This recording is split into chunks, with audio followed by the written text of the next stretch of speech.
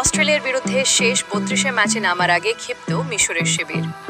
বিমানবন্দরে পুলিশ কর্মীদের সঙ্গে ঝামেলা হয় দলের এক কর্তার, তা নিয়ে বিতর্ক তৈরি হয়েছে।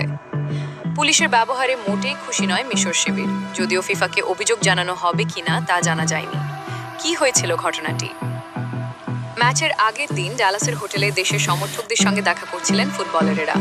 অনেকেই ছবি এবং সই দিচ্ছিলেন। তার মধ্যেই ছিলেন মিশরের ফুটবলার ট্রেজেগুয়ে। তিনি ছোট এক সমর্থকের জামায় সই করার পর নিজস্বী তোলেন। কিছুক্ষণ পরেই মিশর দলের ডিরেক্টর ইব্রাহিম হাসান সেখানে হাজির হন। কয়েক সেকেন্ডে পরিস্থিতি বদলে যায়। আমেরিকার এক পুলিশ কর্মী এগিয়ে আসেন হাসানের দিকে, তাকে জোর করে ধাক্কা দেন। সমর্থকদেরও নির্দেশের সুরে বলা হয় দূরে সরে যেতে। এরপরেই ওই পুলিশ কর্মীর সঙ্গে কার্যত হাতাহাতিতে জড়িয়ে পড়েন হাসান। তা দেখে মিশর দলে কয়েকজন ফুটবলার এবং সাপোর্ট স্টাফ ছুটে আসেন। হাসানকে শান্ত করা হয়। দুপক্ষই চেষ্টা করতে থাকে পরিস্থিতি শান্ত করার, তবে পুলিশ কর্মীর উপরে প্রবল রেগে গিয়েছিলেন হাসান। তিনি ক্রমাগত বাক্য বর্ষণ করতে থাকেন। ভিডিওটি যদি আপনার ভালো লেগে থাকে তাহলে অবশ্যই একটি লাইক দিন, আপনার মূল্যবান মতামত কমেন্টে জানান এবং ভিডিওটি বন্ধুদের সঙ্গে শেয়ার করুন। নতুন নতুন ভিডিও সবার আগে দেখতে চ্যানেলটি সাবস্ক্রাইব করে পাশে থাকুন। ধন্যবাদ।